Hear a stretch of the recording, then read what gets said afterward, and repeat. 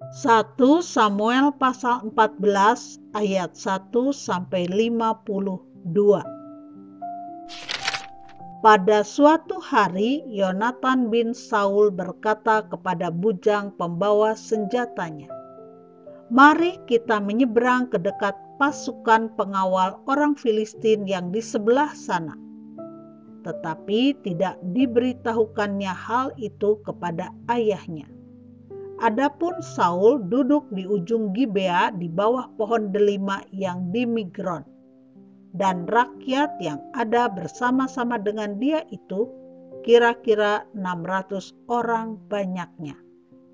Ahia, anak Ahitub, saudara Ikabod, anak Pinehas, anak Eli, imam Tuhan di Silo, dialah yang memakai baju efod pada waktu itu. Tetapi rakyat tidak tahu tentang perginya Yonatan itu.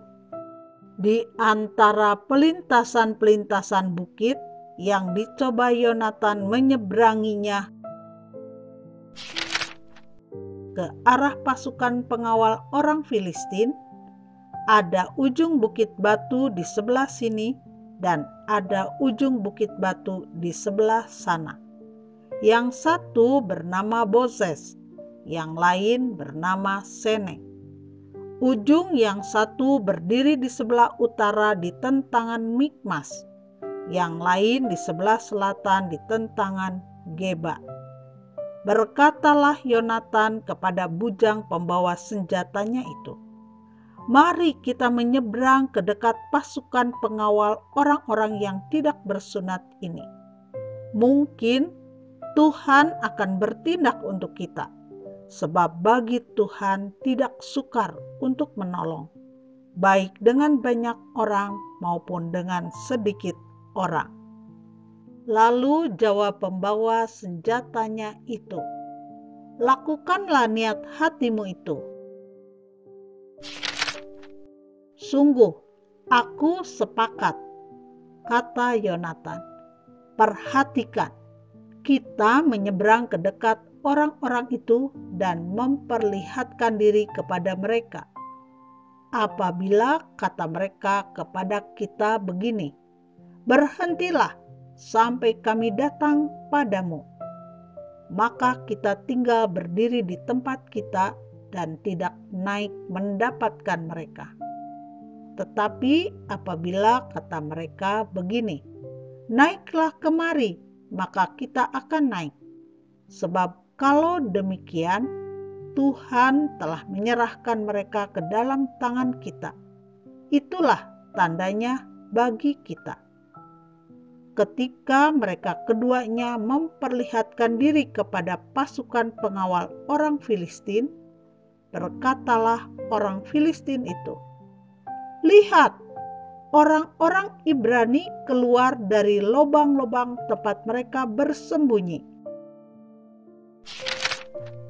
Orang-orang dari pasukan pengawal itu berseru kepada Yonatan dan pembawa senjatanya.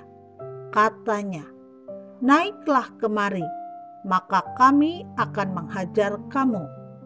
Lalu kata Yonatan kepada pembawa senjatanya, "Naiklah mengikuti aku, sebab Tuhan telah menyerahkan mereka ke dalam tangan orang Israel." Maka naiklah Yonatan merangkak ke atas dengan diikuti oleh pembawa senjatanya.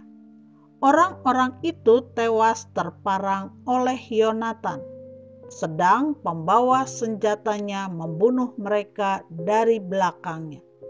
Kekalahan yang pertama ini yang ditimbulkan Yonatan dan pembawa senjatanya itu besarnya kira-kira 20 orang dalam jarak kira-kira setengah alur dari sepembajakan ladang.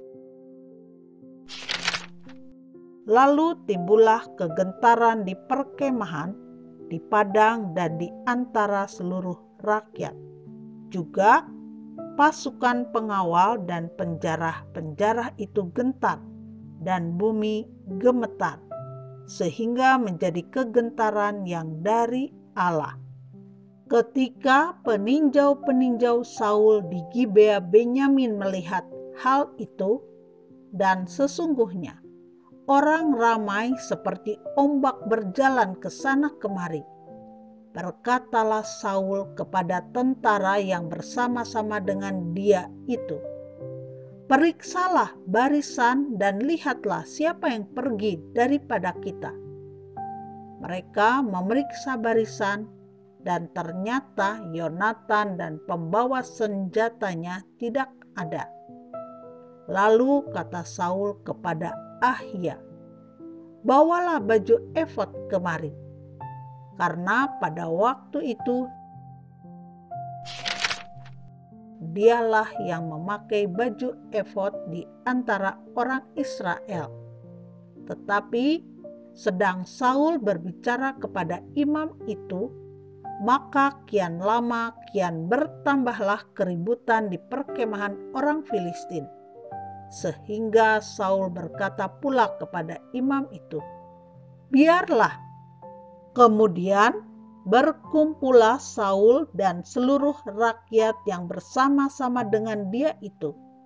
Dan ketika mereka sampai ke tempat pertempuran, tampaklah setiap orang menikam temannya dengan pedang, suatu huru-hara yang sangat besar.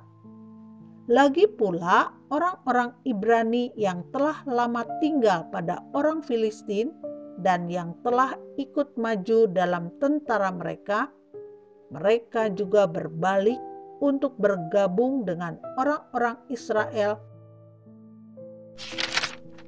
yang ada bersama-sama dengan Saul dan Yonatan. Bahkan ketika semua orang Israel yang telah bersembunyi di pegunungan Efraim mendengar bahwa orang Filistin telah lari, orang-orang itu pun bergabung dengan mereka dalam pertempuran. Demikianlah Tuhan menyelamatkan orang Israel pada hari itu. Pertempuran itu meluas sampai lewat Bet Awen. Yonatan dibebaskan dari kutuk. Ketika orang-orang Israel terdesak pada hari itu, Saul menyuruh rakyat mengucapkan kutuk. Katanya, "Terkutuklah orang yang memakan sesuatu sebelum matahari terbenam, dan sebelum aku membalas dendam terhadap musuhku." Sebab itu tidak ada seorang pun dari rakyat yang memakan sesuatu. Dan seluruh orang itu sampailah ke suatu hutan, dan di sana ada madu di tanah. Ketika rakyat sampai ke hutan itu, tampaklah ada di sana madu meleleh. Tetapi tidak ada seorang pun yang mencedoknya ke mulutnya dengan tangan, sebab rakyat takut kepada sumpah itu. Tetapi Yonatan tidak mendengar bahwa ayahnya telah menyuruh rakyat bersumpah. Ia mengelurkan tongkat yang ada di tangannya dan mencelupkan ujungnya ke dalam sarang madu. Kemudian ia mencedoknya ke mulutnya dengan tangan, lalu matanya menjadi terang lagi. Dan seorang dari rakyat berbicara, katanya, "Ayahmu telah menyuruh rakyat bersumpah dengan bersungguh-sungguh."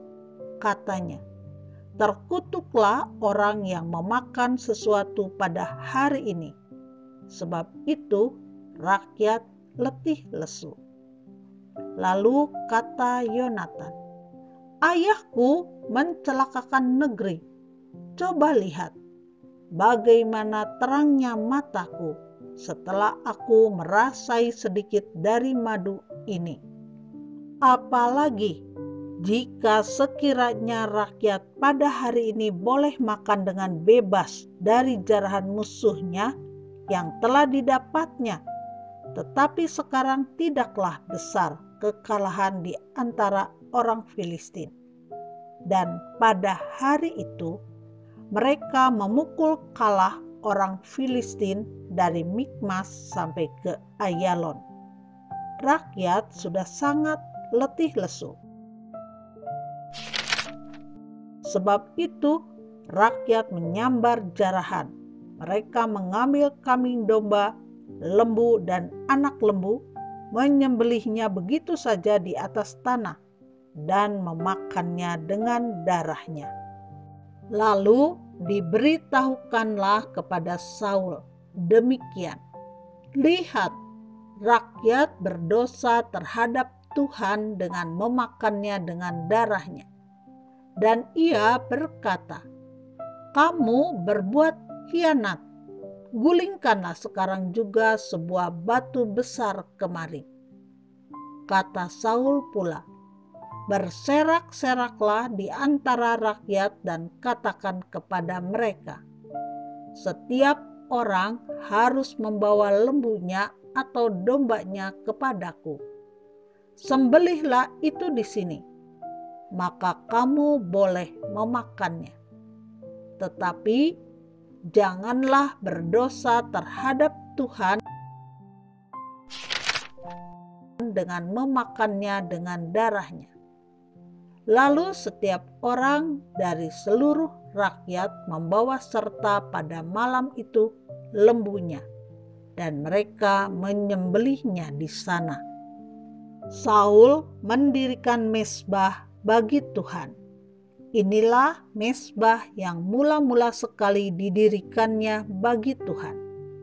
Lagi kata Saul, "Marilah kita pada malam ini mengejar orang Filistin dan menjarahi mereka sampai fajar menyingsing. Dan janganlah kita biarkan hidup seorang pun dari mereka." Jawab mereka itu, "Perbuatlah apa yang kau pandang baik." Tetapi imam berkata, "Marilah kita dahulu tampil menghadap Allah di sini." Saul bertanya kepada Allah, "Bolehkah aku mengejar orang Filistin itu? Akan kau serahkankah mereka ke dalam tangan orang Israel?"